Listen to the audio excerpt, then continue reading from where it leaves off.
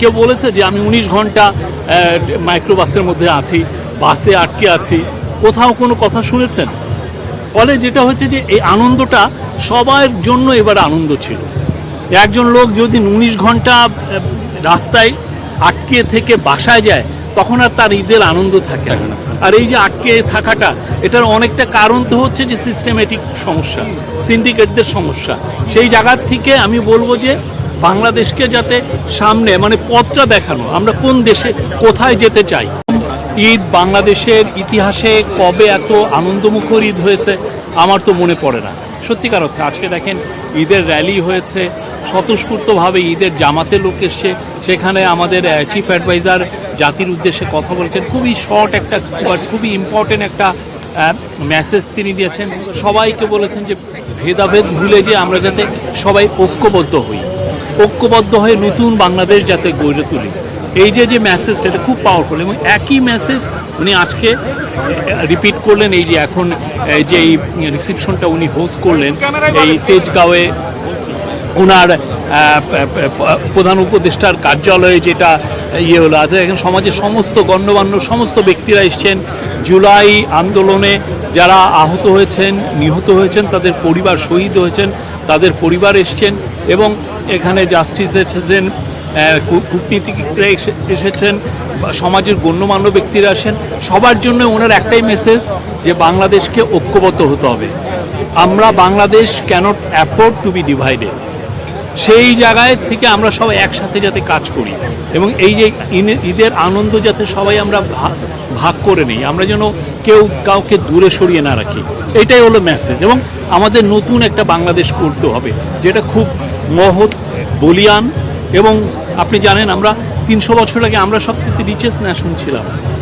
300 বছর আগে, এমন খুব যে বেশি দূরে তা না, পুরো আপনি দেখেন। কিন্তু এখন আমরা দেখেন অনেক দেশের থেকে আমরা পিছিয়ে পড়েছি।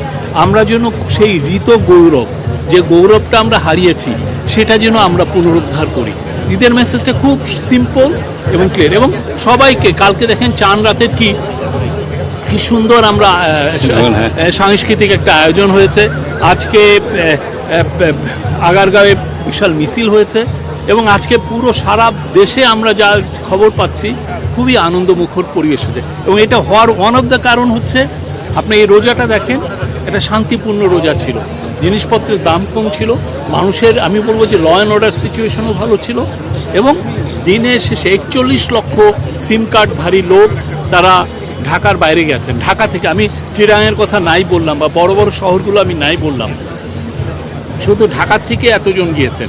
তো এই যে নির্বিঘ্নে গিয়েছেন, কেউ বলেছে যে আমি 19 ঘন্টা মাইক্রোবাসের মধ্যে আছি, বাসে আটকে আছি, কোথাও কোনো কথা শুনেছেন? ফলে যেটা হচ্ছে যে এই আনন্দটা সবার জন্য এবার আনন্দ ছিল। একজন লোক যদি 19 ঘন্টা রাস্তায় আটকে থেকে বাসায় যায় তখন আর তার ঈদের আনন্দ থাকে না। আর এই যে আটকে থাকাটা, এটার অনেকটা কারণ তো হচ্ছে যে সিস্টেমেটিক সমস্যা, সিন্ডিকেটদের সমস্যা। সেই জায়গার থেকে আমি বলবো যে বাংলাদেশকে যাতে সামনে মানে পথটা দেখানো, আমরা কোন দেশে কোথায় যেতে চাই, বাংলাদেশকে আমরা কোথায় নিতে চাই, তার একটা আমি বলবো যে ক্ষুদ্র একটা, আপনারা দেখেছেন যে একটা উল্লেখ করার মতো কিছু ঘটনা এই কিছু গত 1-2 মাসে হয়েছে। আমাদের তারপরেও আমাদের ফোকাসটা থাকবে ল অ্যান্ড অর্ডার সিচুয়েশনটা ভালো করা, বাংলাদেশের প্রত্যেকটা ইনস্টিটিউশনকে বলিয়ান করা এবং আমরা সবাই যদি ইউনাইটেড হই। স্যার বারবার ইউনাইটেড হওয়ার কথা বলছেন, ঐক্যের কথা বলছেন। আমরা সবাই ঐক্য হয়ে যেতে জাতিকে আবার গঠন করি, বাংলাদেশের গৌরবটাকে আবার আমরা ফিরিয়ে আনি, এটা হচ্ছে ঈদের মেসেজ। এবং আমরা মনে হয় যে সামনে আমরা এটা পারবো। আমরা মহান আল্লাহ তাআলার কাছে আমরা শুকর করি যে এই ঘটনাগুলো ঘটে না। আরেকটা হচ্ছে যে আমাদের আপ্রাণ চেষ্টা ছিল যে এই যে এগুলো অনেক তো মানব সৃষ্ট, এটা এমন না যে এমনি হয়ে যাচ্ছে, এটা মানব, আপনার ম্যানেজমেন্টের সমস্যা।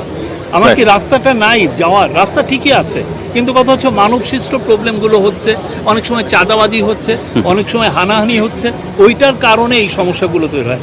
আমরা চেষ্টা করেছি মানুষের জীবনযাত্রাকে, মানুষের যাত্রাকে, ঈদের যে আনন্দের যাত্রাকে যতটা আনন্দময় করা যায়, যতটা হ্যাসেল ফ্রি করা যায়, সেই জিনিসটা আমাদের চেষ্টা ছিল। এবং আমাদের বলবো যে যিনি রেলওয়ে রোডস এবং যে মন্ত্রণালয় যিনি ফজলুল কবির খান, উনি আমি বলবো যে উনি 24 ঘন্টা মনিটর করেছেন।